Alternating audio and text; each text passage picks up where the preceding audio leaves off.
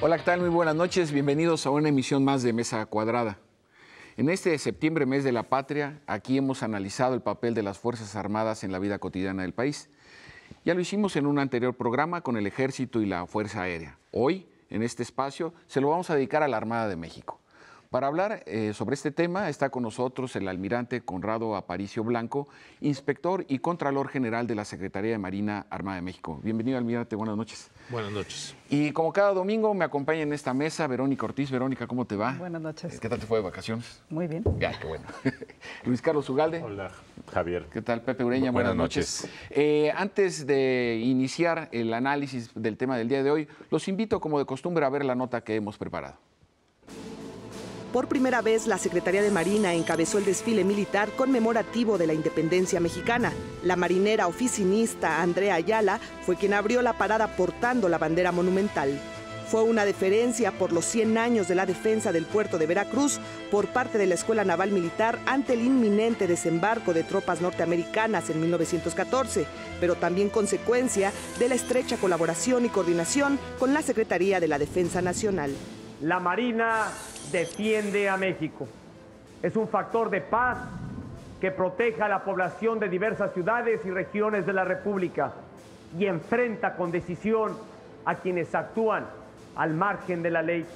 La Armada de México es una institución militar nacional cuya misión es emplear el poder naval de la Federación para la defensa exterior, coadyuvar en la seguridad interior del país y apoyar a la población en casos de emergencia o desastres naturales como el provocado recientemente por el huracán Odile en Baja California Sur. En la política de seguridad del actual gobierno federal, la participación coordinada de la Marina Armada de México y el Ejército en tareas de combate al crimen organizado ha permitido la caída de varios de los principales delincuentes nacionales. Tenemos muy claro que no debemos permitir que el flagelo de la delincuencia interrumpa las aspiraciones de los mexicanos que buscan vivir en paz. La Secretaría de Marina cuenta con una armada moderna, eficiente y eficaz, capaz de salvaguardar la soberanía del país y de combatir actividades ilícitas en tierra, aire y mar, lo que junto con el Ejército la coloca en los niveles más altos de aceptación y confianza entre la población. Muy bien, pues vamos a empezar nuestro programa. Nuevamente, bienvenido, almirante Aparicio. Gracias por estar aquí con nosotros. Bueno, pues evidentemente y en consonancia con la nota introductoria, yo quisiera hacerle dos planteamientos iniciales. Uno, el significado que tiene no solo en términos de la coordinación entre las Fuerzas Armadas, sino la significación de que en esta ocasión la Armada de México haya encabezado el desfile. Y por la otra, la declaración en recientes días del presidente de la República en la Asamblea General de la ONU sobre la posibilidad de que México participe en misiones de interposición o en misiones de operaciones de paz por parte de la ONU. Buenas noches, doctor. Primero que nada, a nombre del señor almirante Vidal Francisco Soberón Sanz, un saludo. Gracias. Y el agradecimiento por la oportunidad de estar aquí en esta mesa de análisis y reflexión sobre estos temas. Pues sí, ha sido significativo el hecho de que en esta ocasión hayamos tenido la oportunidad de presidir el desfile. Tener la oportunidad del mando es siempre importante y eso ha significado fortalecer los lazos de unión con las Fuerzas Armadas.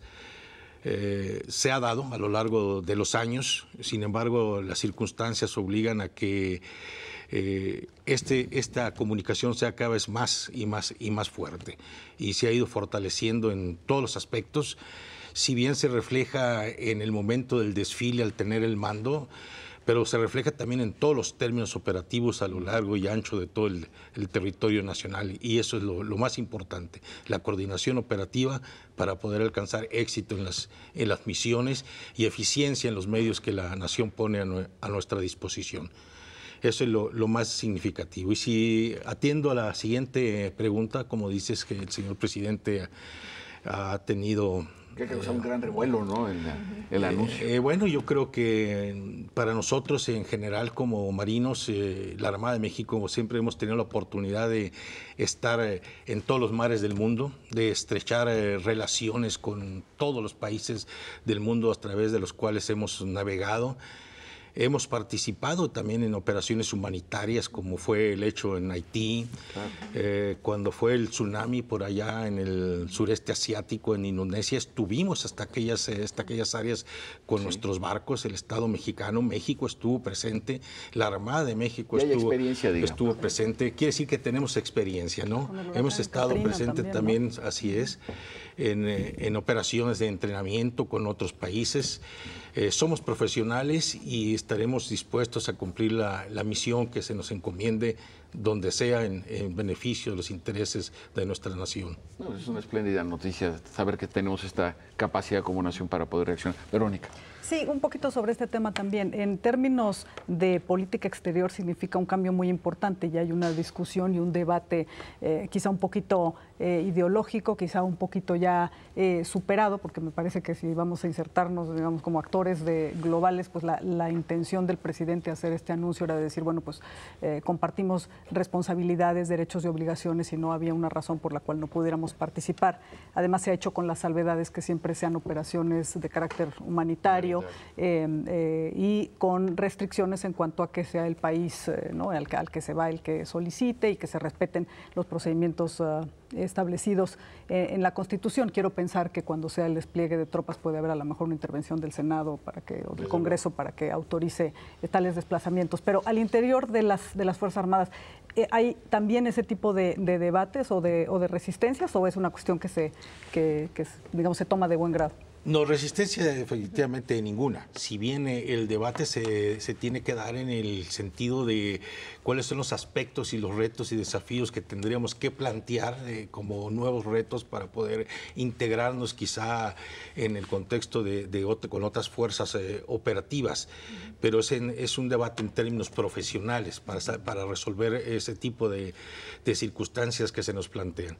Por lo demás, yo creo que estamos dispuestos y listos para cumplir la misión, como he dicho, que se nos asigne. Experiencia hay, somos profesionales, hemos navegado a lo largo de todo el mundo, conocemos a otras armadas, en el caso de la Armada de México, conocemos a nuestros compañeros de muchas otras armadas del mundo, tenemos esa comunicación, hay intercambio de información, hay acuerdos con otras armadas también. Entonces, el debate está en términos únicamente cómo hacer un planeamiento efectivo, operativo, eficaz y eficiente para cumplir con las órdenes que se nos den. Sí, sobre todo porque han habido operaciones conjuntas, ¿no? con otras armadas, ¿no? Y creo que ese es un paso muy, muy importante. Luis Carlos. ¿Discutieron esto internamente antes de que lo anunciara el presidente? ¿Fueron parte de la decisión de que esto ocurriera así? No necesariamente en términos antes de que lo anunciara el presidente. Ha sido un proceso de formación a lo largo de nuestra preparación. En nuestras escuelas siempre tenemos este tipo de ejercicios. En el Centro de Estudios Superiores Navales, donde llevamos a cabo ejercicios que... Pero lo que me refiero es, el gobierno federal pidió la opinión de ustedes respecto a participar en estas misiones antes de tomar la decisión final. Bueno, que yo tenga conocimiento, no necesariamente. No. Yo creo que el señor presidente, en el momento que pone un eje rector en que habla sobre México con responsabilidad global, nosotros asumimos esta directiva como tal y como tal, ¿no? Vamos a saber que vamos en determinado momento a responder a las directivas que el señor presidente, como comandante supremo de las Fuerzas Armadas, nos deba dictar al respecto, ¿no? Sí, y además en ese sentido pues es retomar lo que ya se había hecho antes, ¿no? De todas maneras se tiene ya una experiencia en estas tareas, Pepe. Sí. Cuando se habla de intervención extranjera o de participar en estas operaciones internacionales, se piensa en los cascos azules como guerra y todo lo demás, pero ¿no es más enfocado a la parte de casi el DN3 que tiene la Defensa Nacional de Asistencia Social, de apoyo en casos de emergencia? Bueno, el DN3, como la Secretaría de Marina Armada de México, tenemos nuestro plan Marina, que más o menos está estructurado en términos similares y efectivamente, ¿no? O sea, no tanto estamos pensando en términos de guerra ni en intervenciones a otros países, sino en actividades humanitarias, en acciones humanitarias, y por eso yo señalaba, experiencia la tenemos, hemos estado en otros países. Recuerdo por allá casi cuando yo recién salía de la escuela haber atendido un huracán que había devastado el Centroamérica, en Nicaragua, y aquellas ocasiones México estuvo presente, ¿no? Como también me tocó estar coordinando las acciones logísticas para que nuestros barcos pudieran llegar hasta Indonesia cuando el tsunami, y todo esto es en cuestiones humanitarias, ¿no? Se integra un gran equipo de especialistas de la Armada en todos los niveles para poder atender los requerimientos de una población que ha sido afectada por algún fenómeno. Muchas gracias, almirante. Vamos a ir a nuestro primer corte. Estamos analizando el papel de la Armada de México en el desarrollo de México.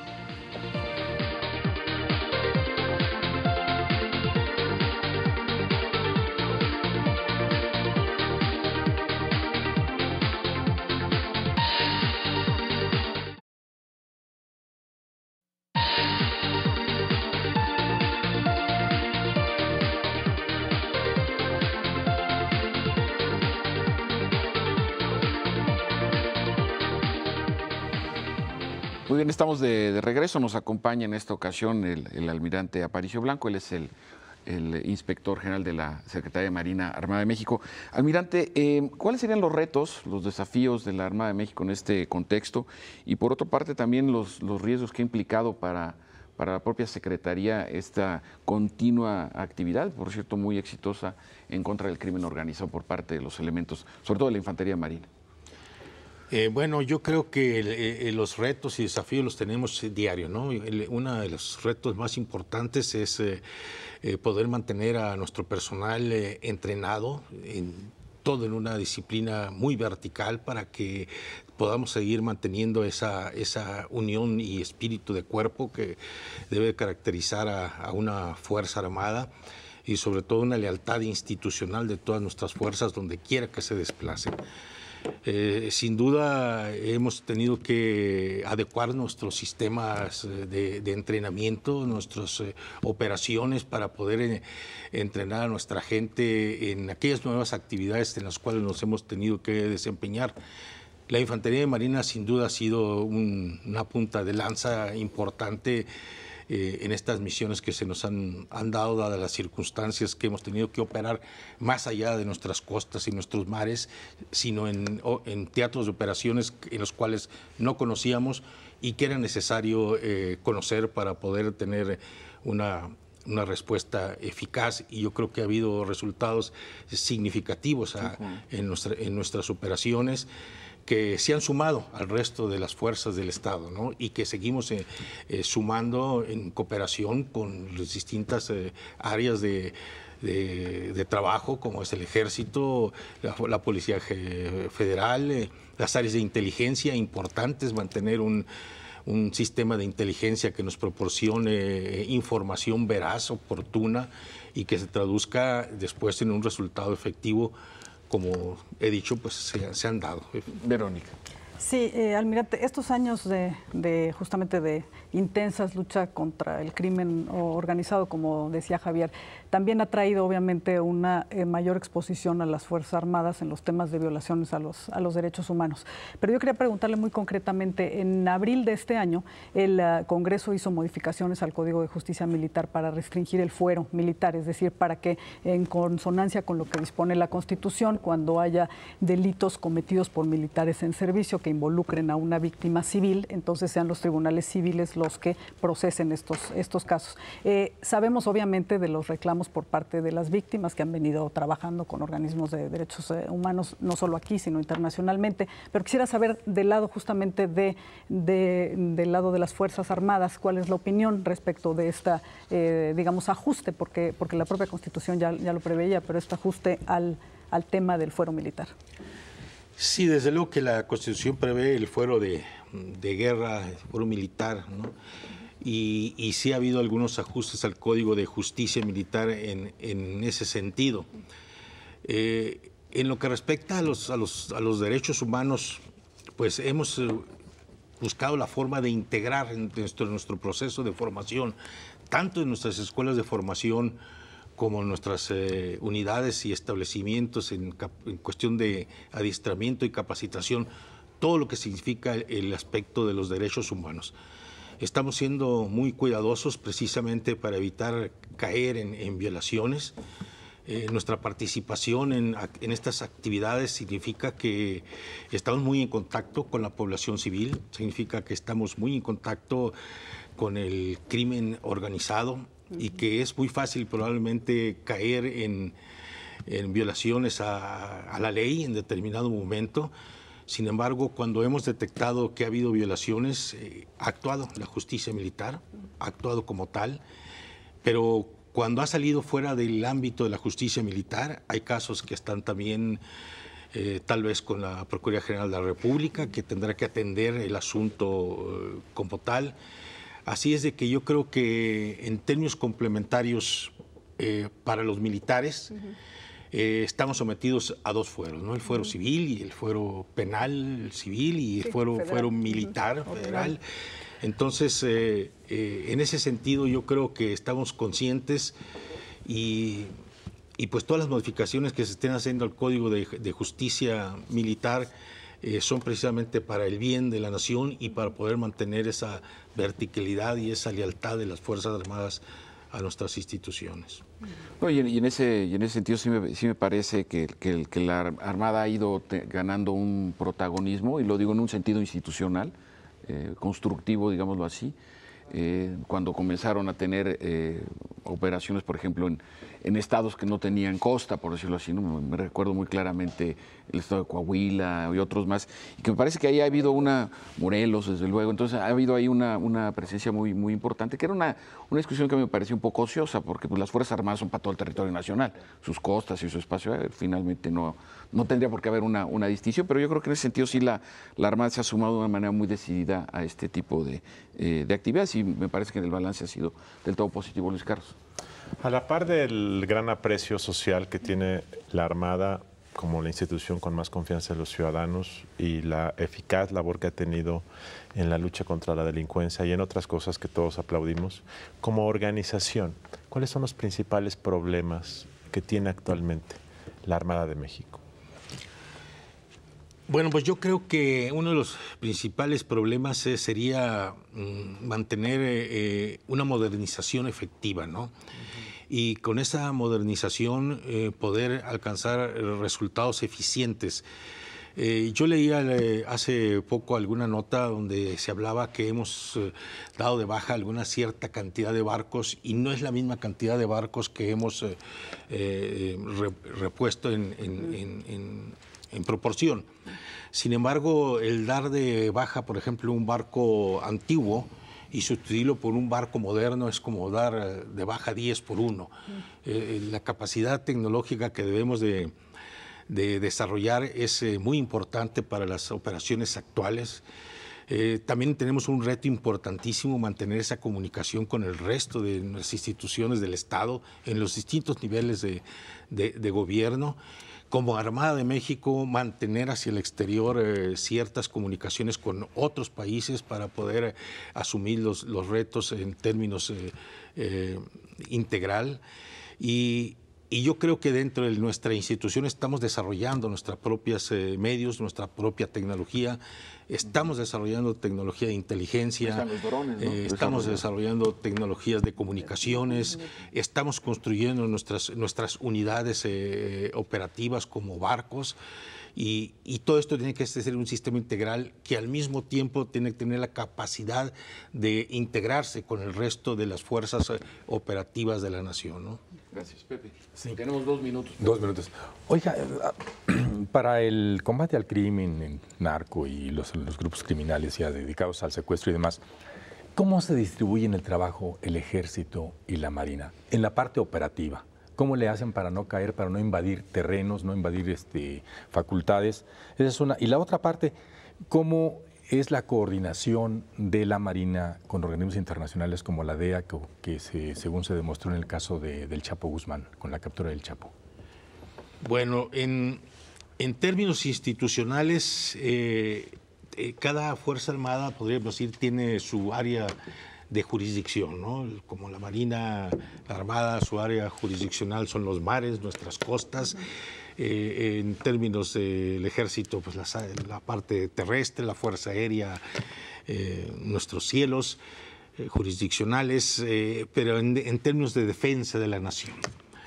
Pero para hacer frente a una situación como la que hemos tenido que hacer frente, hemos tenido la necesidad de integrarnos y adecuarnos cada vez más. En este periodo que estamos trabajando y la experiencia que tuvimos la oportunidad de tener el sexenio anterior, pues nos ha permitido integrar nuestros estados mayores. Hay una comunicación directa entre nuestros estados mayores de Defensa, Marina, Fuerza Aérea y Policía Federal principalmente, para poder integrar precisamente esos medios, saber quiénes están trabajando en determinada área, quiénes son los que están al mando, cómo los mandos pueden comunicarse, y estamos salvando también algunas situaciones en cuestiones doctrinarias que tienen que superarse para poder tener esa comunicación, porque cada fuerza tiene un aspecto doctrinario en términos operativos, pero hay que buscar la forma a través de los estados mayores conjuntos, por decir algo, o una fuerza de estado mayor conjunta, para poder trabajar en conjunto en términos de doctrina con nuestros mandos, ¿no? Muy bien, vamos a nuestro corte, regresamos. Estamos analizando la Armada de México y su participación en el desarrollo del país.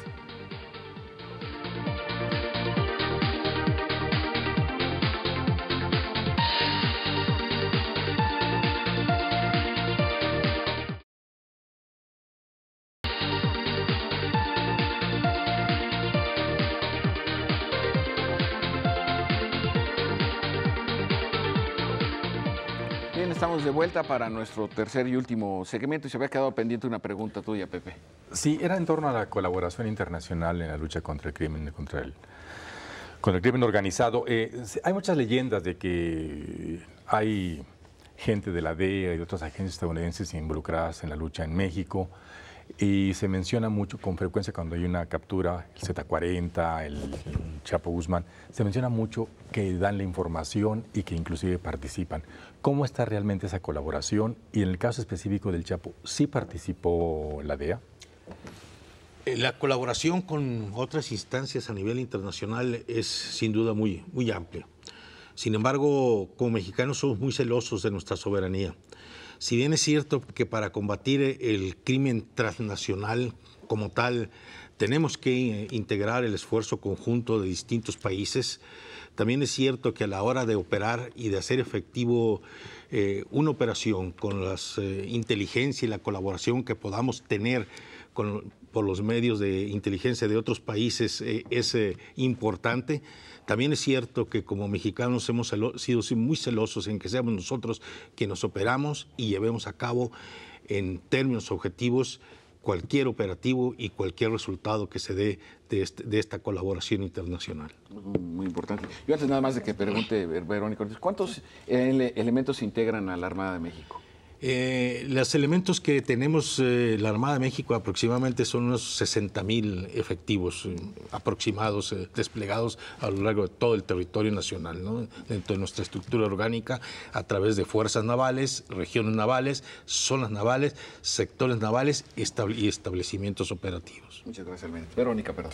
Sí, bueno, como ya hemos dicho, son las Fuerzas Armadas la institución, digamos que más confianza despiertan en la población, pero dentro de las Fuerzas Armadas me parece que es la Marina la que todavía tiene una mayor respetabilidad y mejor imagen entre la población, sin detrimento obviamente del ejército. Pero ¿por qué se da esto? ¿Porque han participado menos? ¿Porque tienen diferentes métodos de reclutamiento, de control del personal, de sistemas de control de confianza? ¿O cómo opera este sistema de integrarse a la Marina?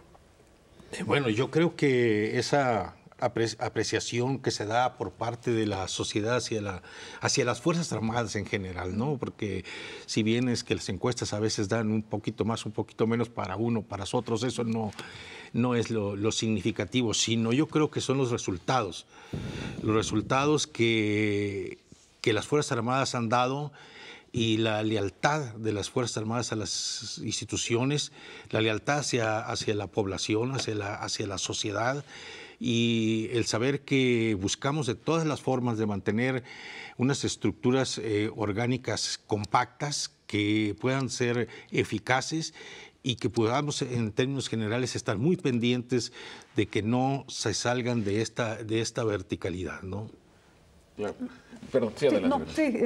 Mi pregunta era justamente como que se siente que las operaciones que requieren de gente que esté menos incluso involucrada con el crimen o donde hay riesgo de que hubiera filtraciones, esas son las que desarrolla la Marina. Se le siente como un cuerpo de élite, digamos, dentro de las propias Fuerzas Armadas. Entonces mi pregunta era en el sentido de si es que están mejor entrenados, mejor capacitados, mejor pagados, mejor reclutados, con controles más estrictos de confianza. No sé si hay alguna distinción en cómo, digamos, cómo trabajan, ¿no? Yo creo que tenemos nuestras medidas de control muy similares, hablando de entre Ejército y Fuerza Aérea y Armada de México. Nuestras medidas y sistemas de control son muy similares. De hecho, el sistema de justicia militar está administrado por la Secretaría de la Defensa. Nuestros medios de entrenamiento y operativos son similares. Intercambiamos personal operativo de una a otras fuerzas. Nosotros nos entrenamos con fuerzas del ejército se entrenan también en nuestros campos de entrenamiento, lo que nos permite precisamente mantener una estandarización más o menos operativa, ¿no? Independientemente de que hay fuerzas que por su especialidad pues sean los que tengan que actuar en determinadas áreas, ¿no? Pero para combatir el crimen organizado en las áreas donde hemos estado, hemos llevado a cabo precisamente una estandarización de doctrina, entrenamiento y adiestramiento de nuestras fuerzas. Luis Carlos. Pues sí, finalmente a mí me gustaría saber cuáles son los cambios que se vislumbran en los próximos 10 años. ¿En qué sentido? Los retos que usted cree que debe realizar la Armada de México.